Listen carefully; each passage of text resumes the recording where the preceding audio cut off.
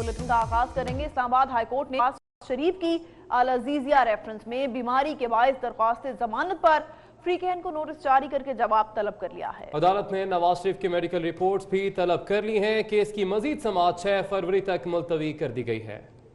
इसी हवाले से मजीद भी जानेंगे एहतशाम कयानी से। जी एहतशाम, बताइए कि इस हवाले से मजीद क्या तफसीलात हैं।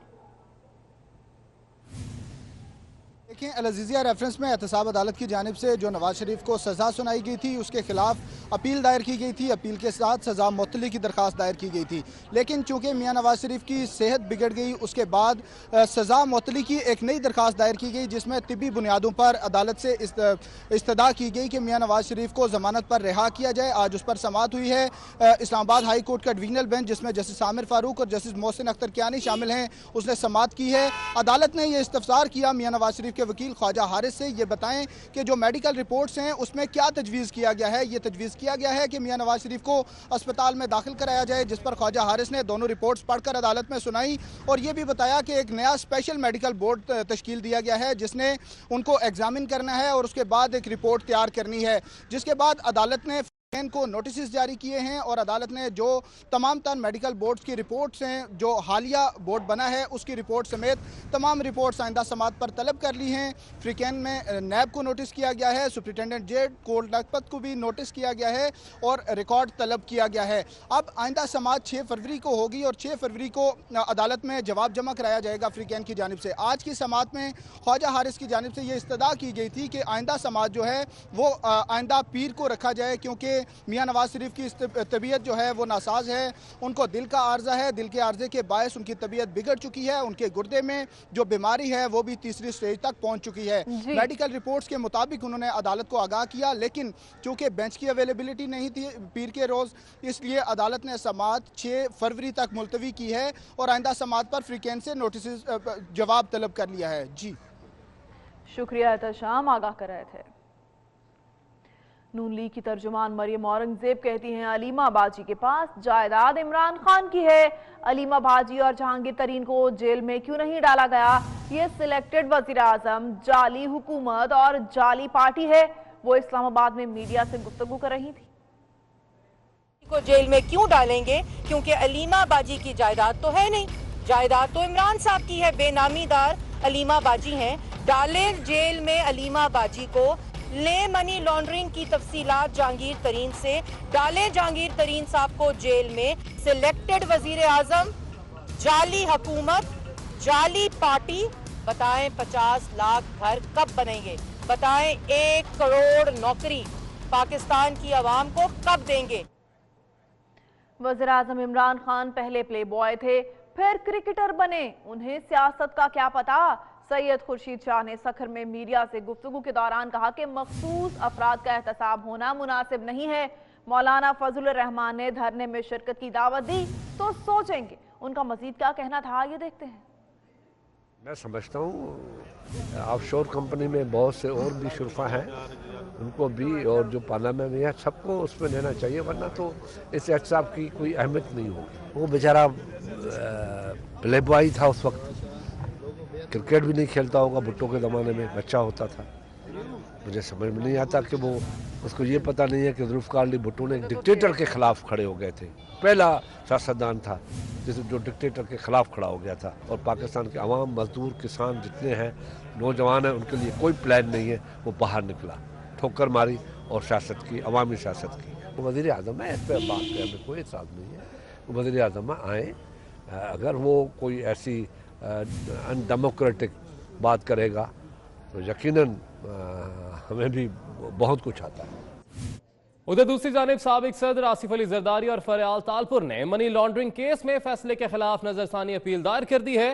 दरख्वास्त में कहा गया कि JIT रिपोर्ट मफरूजों पर मबनी थी, काबिल कबूल शवाहिद भी नहीं मिले।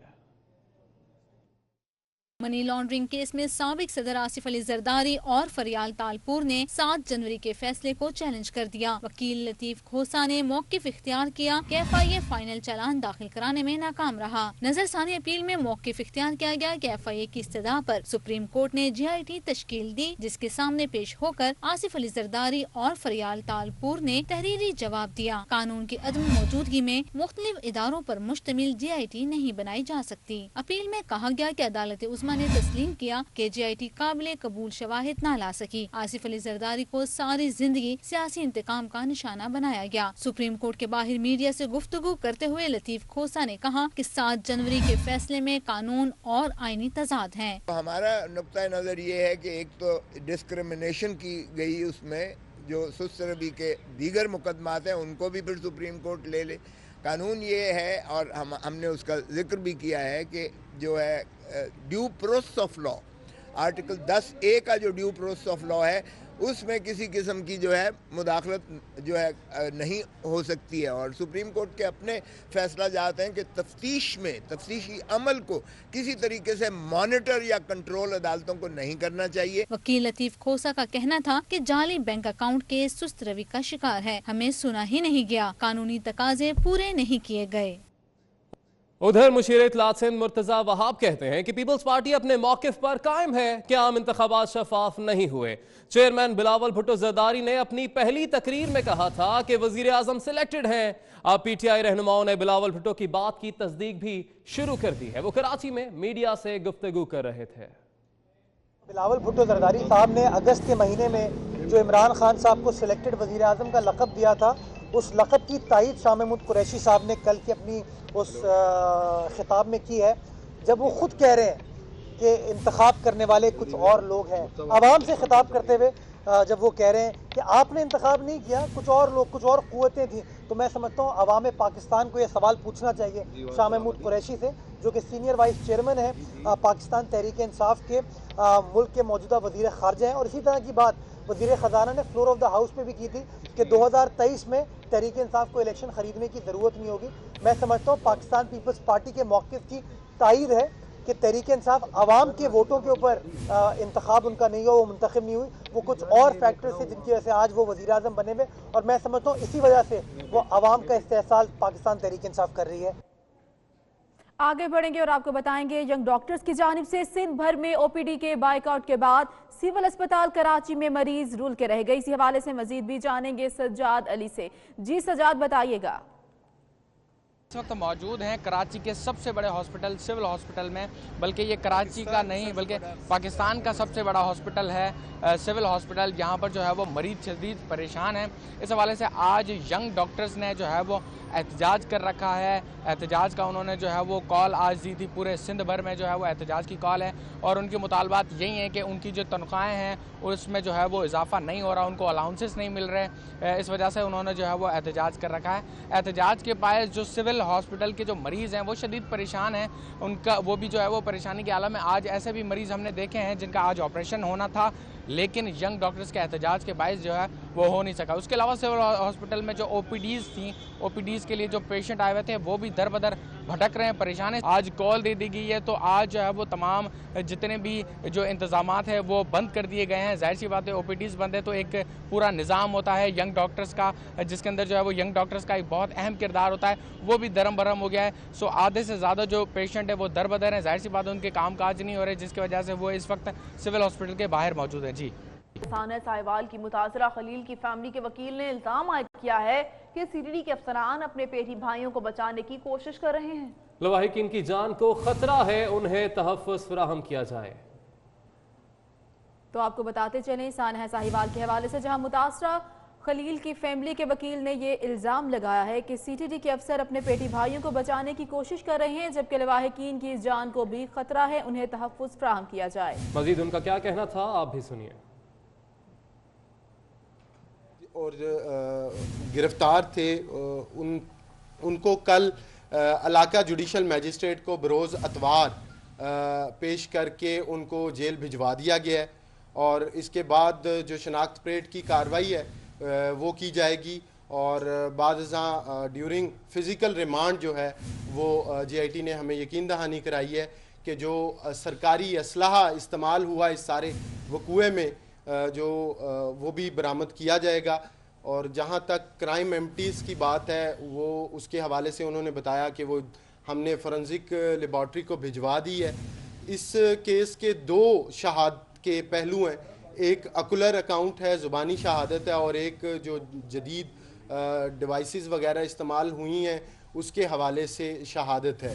तो ज़ुबानी शहादत के हवाले से उन्होंने बताया कि उन्होंने कुछ गवाहान के जो उस वक्त मौके पे मौजूद थे उनके बयानात रिकॉर्ड किए हैं और अखबार में भी इश्तिहार उन्होंने इस हवाले से जारी किया है। और आज थाना यूसुफ वाला में JIT मौजूद होगी। जो भी शख्स इस हवाले से कोई एविडेंस रखता है वो जाके उस JIT को आज सारा दिन JIT ज़िला साहिवाल में थाना यूसुफ वाला में मौजूद रहेगी और वो एविडेंस रिकॉर्ड। इसी हवाले से आपको मजीद भी बताएं, सानिया साहिवाल में कत्ल होने वाले 4 अफराद के वर्सा को इस्लामाबाद ले जाने का मामला 24 न्यूज़ ने SHO कोट लखपत जुल्फ़िकार अली भुट्टा और ज़ीशान के भाई एहतशाम के दरमियान होने वाली बातचीत की ऑडियो हासिल कर ली है। तो आपको बताते चलें, सानिया साहिवाल में कत्ल होने वाले 4 अफराद के वर्सा को इस्लामाबाद ले जाने का मामला पेश आया था और 24 न्यूज़ ने SHO कोट लखपत जुल्फ़िकार अली भुट्टा और ज़ीशान के भाई एहतशाम के दरमियान होने वाली बातचीत की ऑडियो हासिल कर ली है। आपको बताते चलें, सानिया साहिवाल में कत्ल होने वाले 4 अफराद के वर्सा को इस्लामाबाद ले जाने का मामला पेश आया था और इसी हवाले से 24 न्यूज़ ने SHO कोट लखपत जुल्फ़िकार अली भुट्टा और ज़ीशान के भाई एहतशाम के दरमियान होने वाली बातचीत की ऑडियो भी हासिल कर ली है।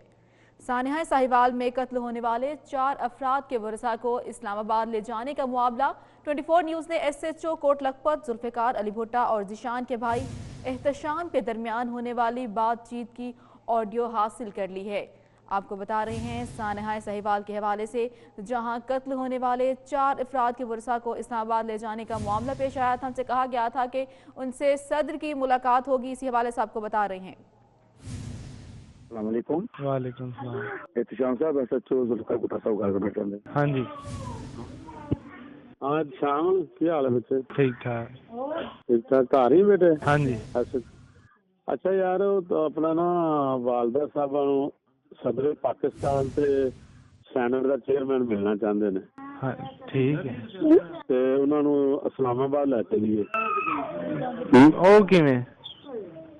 गड्डी ते लै चलने कल्ले नूं? नहीं तू भी नाल जाएगा, तू ते मैं भी नाल चला जाऊंगा। चलो मैं घर मिल के ना फिर घर दस के पूछ के चलो पूछ ला बेटे, नाले फायदा हो जाएगा तो सदर पाकिस्तान में सुनावा। हाँ ठीक, जल्दी मेरा बेटा 10 फिर मैंने। ठीक, गड्डी का कोई इंतजाम करा लांगा मैं आपसे। हाँ ठीक। और यहाँ आपको बताएं, सानिया साहिवाल पर कायम JIT के सरबराह थाना यूसुफ वाला से रवाना हो गए। JIT 3.5 घंटा थाना यूसुफ वाला में रही। सानिया के 2 ऐनी शाहिदीन ने JIT को बयान कलमबंद भी करवाए, जबकि नेशनल कमीशन ह्यूमन राइट्स के वफ्द ने भी JIT से मुलाकात की। आपको बताते चलें, सानिया साहिवाल पर कायम JIT के सरबराह थाना यूसुफ वाला से रवाना हो गए हैं और JIT 3.5 घंटे थाना यूसुफ वाला में रही। सर इन्वेस्टिगेशन के हवाले से बस सर जो आपकी डोमेन में जो बात करना चाहते सर इस सिलसिले में सर कुछ नहीं कहना चाहेंगे सर? यानी शादीन का सर बयान रिकॉर्ड किया सर, ये तो बता दें आज कितने यानी शादीन का बयान रिकॉर्ड किया सर?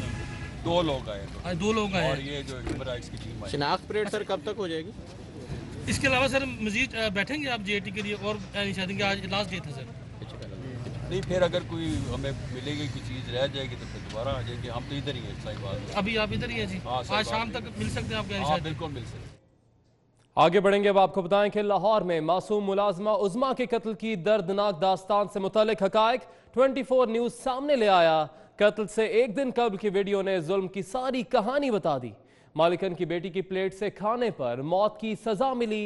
माँ ने बेटी और नंद के साथ मिलकर उज़मा को अब्दी नींद सुला दिया। इस वीडियो में नजर आने वाला ये हाँपता कांपता बेजान वजूद कोई और नहीं, लाहौर की कमसिन उस्मा 16 वर्ष की घरेलू मुलाजमा पर जो जुल्म ढाया गया उसने पत्थर दिलों को भी रुला कर रख दिया। बेचारी उस्मा का कसूर ये था कि वो मालिकन की बेटी की प्लेट से खाना खाने की गलती कर बैठी और फिर इस मालिकन ने बेटी और नंद के साथ मिलकर उसे दी इबरतनाक सजा। गुस्सा आ गया ना। किस बात पे गुस्सा आ गया?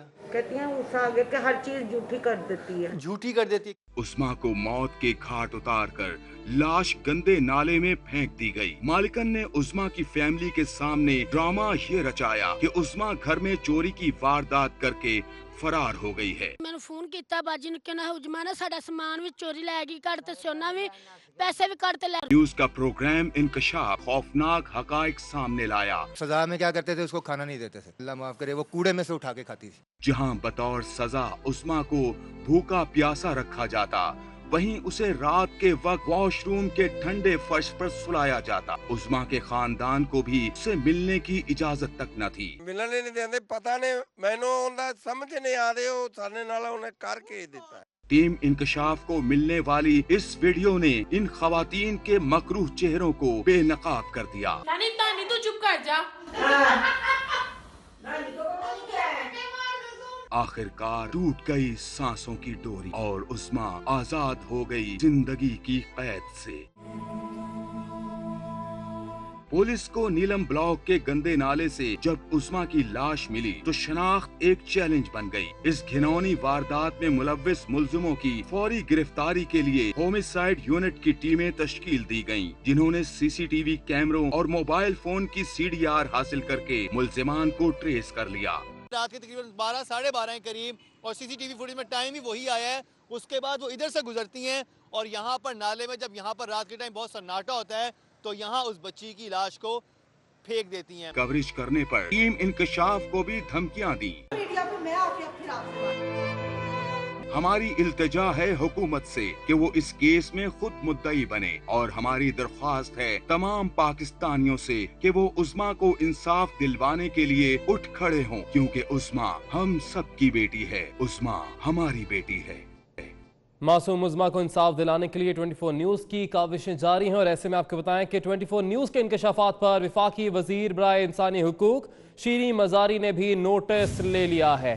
लाहौर में मासूम मुलाजमा उस्मा के कत्ल की दर्दनाक दास्तान से मुतल्लिक 24 न्यूज़ हकाइक सामने लेकर आया। प्रोग्राम इंकशाफ में सब कुछ बता दिया। 24 न्यूज़ के इंकशाफात पर विफाकी वजीर बराए इंसानी हुकूक शीरी मजारी ने भी नोटिस ले लिया है। अहम पेशरफ्त हुई है इस हवाले से कि वजीर शीरी मजारी ने अब इस पर नोटिस लिया है। विफाकी वजीर बराए इंसानी हुकूक शीरी मजारी ने इस वाक़े का नोटिस लिया है। दर्दनाक ये वाक़या पेश आया था लाहौर में, जहां पर मासूम मुलाजमा उस्मा के कत्ल की दर्दनाक कहानी सामने आई और प्रोग्राम इंकशाफ में मजीद इंकशाफात भी सामने आए।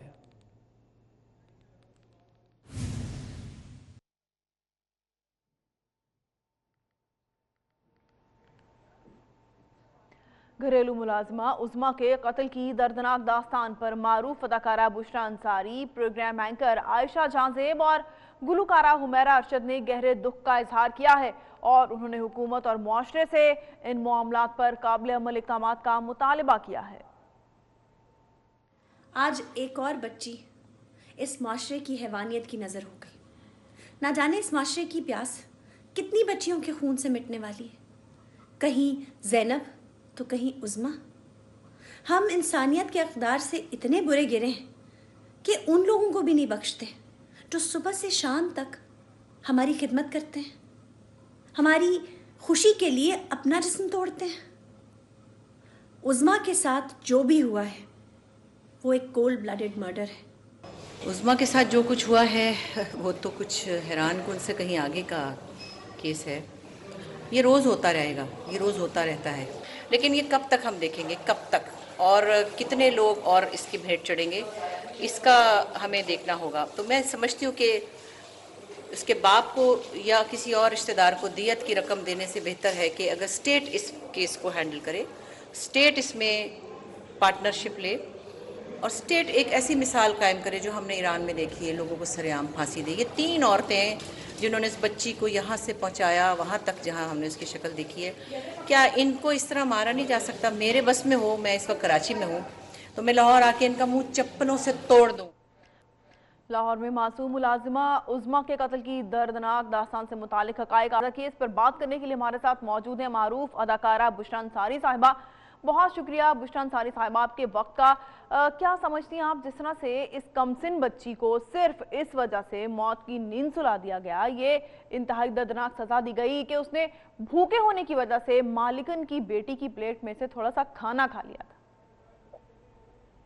जी मैं कहूँ, अभी तो मैंने जो कुछ कहा है शायद वो आधा भी नहीं चल सकता, क्योंकि मैं बहुत ज्यादा इमोशनल भी हो गई थी और लोग भी हो गए होंगे। इन औरतों को ऐसी सजा दे दें, एक दफा दे दें, हम अपनी जिंदगी में ये देख लें कि इन औरतों को, उन मौलवी, उन लोगों को जो बच्चों के साथ ज्यादती करते हैं, कत्ल करते हैं, उनको इबरतनाक सजा एक जुमले में नहीं दी जा सकती। उनको इबरतनाक सजा दें। मैंने एक वीडियो भेजी है मुकर्रम को, जो आपके 24 के जो बेनकाब के प्रोग्राम चलाते हैं, उनको भेजिए। ईरान में किसी ने सुनार को कत्ल किया था, उसी की दुकान के सामने उनको फांसी दे दी है। तो हमारे सामने ये क्यों नहीं होता? इन औरतों को पहले वो जो माँ बाप है वो मारे इनके मुंह पे थप्पड़ और इनको मुंह तोड़े इनका, उसके बाद इनको जेलों में सारी जिंदगी के लिए सड़ाएं, तो इनको पता चले कि ऐसा भी होता है। कुछ करके दिखाएं खुदा के लिए। मैंने कहा भी है कि तब्दीली नहीं आई है, खुदा के लिए इसी को तब्दीली बना दें। लोगों को बेगुनाह जो मार रहे हैं उनको इबरतनाक सजाएं दे दें एक दफा हमारे सामने। और ये हमारे चैनल जो हैं, इनको ये हमें किसी तरह ये ना बताएं कि वो हम पता नहीं हम अगर सब चीजें बेनकाब कर रहे हैं तो हम उसका कंक्लूजन क्यों नहीं देते, हम उसका फॉलो अप नहीं दे पाते, क्योंकि इदारे अपना काम नहीं कर रहे। सिर्फ इंफॉर्मेशन दे के हम एक दूसरे को तड़पा के छोड़ देते हैं। मुझे अभी तक नहीं पता कि उस वकील और उसकी बीवी का क्या अंजाम हुआ जिन्होंने इस्त्री से एक बच्ची को जलाया था। मुझे नहीं पता कि उस मौलवी का क्या अंजाम हुआ जिसने सरिया मार के बच्चे को कत्ल कर दिया और उसके माँ बाप बेवकूफ जाहिल उन्होंने माफ कर दिया। मुझे नहीं पता कि क्या कुछ यहाँ जो कुछ भी हो रहा है, बहुत सारी ऐसी चीजें जिनका मैं जिक्र करूँ तो 1 घंटा ही लग जाएगा। लेकिन खुदा से एक दफा, मैं कभी किसी हुकूमत से कुछ नहीं मांगती कि आप ये करें, मैं अपील करती हूँ, मैं दरखास्त करती हूँ, मैं किसी से दरखास्त करना भी पसंद नहीं करती। मैं सिर्फ ये चाहती हूँ कि एक दफा अपनी तब्दीली को साबित करें और दिखाएं कि कोई तब्दीली आई है और लोगों को टांग दें, हम उनको टंगा हुआ देख लें। एक दफा तो जिंदगी में हमारी असर पूरी करें। ये तीनों औरतें जिन्होंने सर पे दुपट्टे लिए, इनकी दुपट्टे नोच के, इनकी चोटियां काट के इनको मारे, उसके बाद इनको जेल में सड़ा दें। बुशरा अंसारी साहिबा, ये खुद एक खातून है जिन्होंने ये कत्ल किया मुलाजिमा का, खुद एक बेटी की माँ है, यानी वो माँ भी है, वो औरत भी है। उसके बावजूद दिल की जगह कोई पत्थर पड़ा है सीने में कि इतना बुरा हाल किया इस बच्ची का, उसे भूखा रखा जब तक वो जिंदा थी, उसके साथ मारपीट की, उसे बाथरूम में सुलाया और फिर मौत के घाट उतार दिया आखिरकार। देखिए, ये जहनी मरीज हैं और ये पूरी सोसाइटी जहनी मरीजों से भरी हुई है।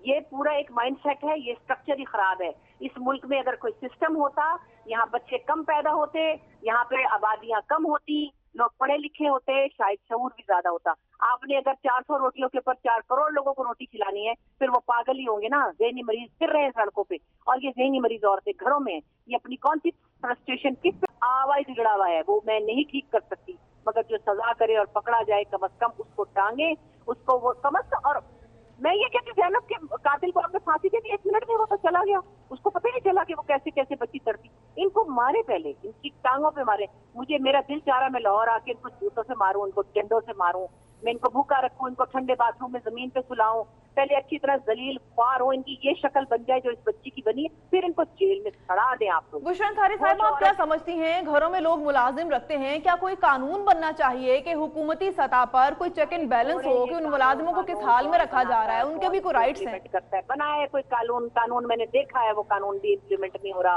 कौन सा कानून है? आपकी कोई रिपोर्टर ही है जिन्होंने अपने घर में एक बच्ची को रखा हुआ था। मैं तो जानती हूँ एक कम्युनिटी है चिन्योटियों की, वो बच्चों को वहाँ से लड़कियों को कमीशन पे रखते हैं और 500,000 रुपए उनको देते हैं, उनको शादियों के वादे करते हैं, वो ठीक है। तो उनके माँ बाप गरीब होते हैं, तो 28 बच्चे पैदा करके लोगों के ऊपर छोड़ देते हैं ये लोग, और आधों को लोग बम बना देते हैं, उनको मदरसों में फेंक देते हैं। अब बाकी कम नहीं कर रहे हैं, जब बच्चे इतने ज्यादा आप पैदा करेंगे तो वो जूर उल्टे फिरेंगे गलियों में कि जो मर्जी उनको उठा ले, कोई उनको रेप कर ले, कोई उनको भूखा मार दे। बस कर दे खुदा के वास्ते, इनकी जी बहुत शुक्रिया। बुशरा अंसारी साहिबा 24 न्यूज से गुफ्तगू कर रही थी। पाकिस्तान मुस्लिम लीग नून के कौमी असम्बली का इजलास बुलाने के लिए रिक्विजिशन जमा। रिक्विजिशन में मुल्की मुआशी सूरत हाल, महंगाई और रुपए की कदर में कमी पर बहस का मुतालबा किया गया है। पाकिस्तान मुस्लिम लीग नून ने कौमी असम्बली का इजलास बुलाने के लिए रिक्विजिशन जमा करवा दी है। रिक्विजिशन में मुल्की मुआशी सूरत हाल, महंगाई और रुपए की कदर में कमी पर बहस का मुतालबा किया गया है।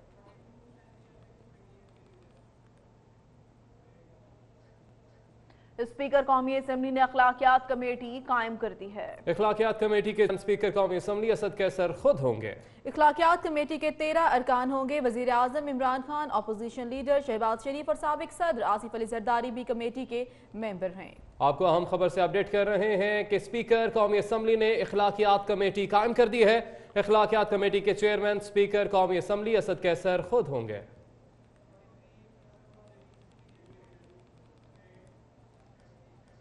और यहाँ आपको बताएं, फैसलाबाद में डॉक्टर को अगवा करने की कोशिश नाकाम हो गई। उन्होंने डॉक्टर को मरीज का इलाज के बहाने बुलाया, बाद में डॉक्टर को अगवा करने की कोशिश की गई। शहरियों को आता देखकर अगवाकार फरार हो गए। वाकई की सीसीटीवी फुटेज 24 न्यूज ने हासिल कर ली है। ये मनाजिर आप खुद भी देख सकते हैं। आपको बताएं कि डॉक्टर को अगवा करने की कोशिश की गई, जो कि शहरियों को आता देखकर नाकाम हो गई। अगवाकार भाग गए और इस तरह से डॉक्टर अगवा होने से बच गया है। मनाजिर आप देख सकते हैं। मुलजिमों ने डॉक्टर को मरीज का इलाज करने के बहाने बुलाया था और बाद में उसे अगवा करने की कोशिश की। शहरियों को आता देखकर अगवाकार भाग गए। गुज़िश्ता दिनों लाहौर में भी ऐसा अफसोसनाक वाक़या पेश आया था, जहां पर डॉक्टर को अगवा किया गया था, जिसके बाद उसकी जो लाश है वो मिली थी। मगर यह आपको अपडेट कर रहे हैं फैसलाबाद से, जहां पर डॉक्टर को अगवा करने की कोशिश नाकाम हो गई। न्यूज़ स्टूडियो से फिल वक्त इतना ही।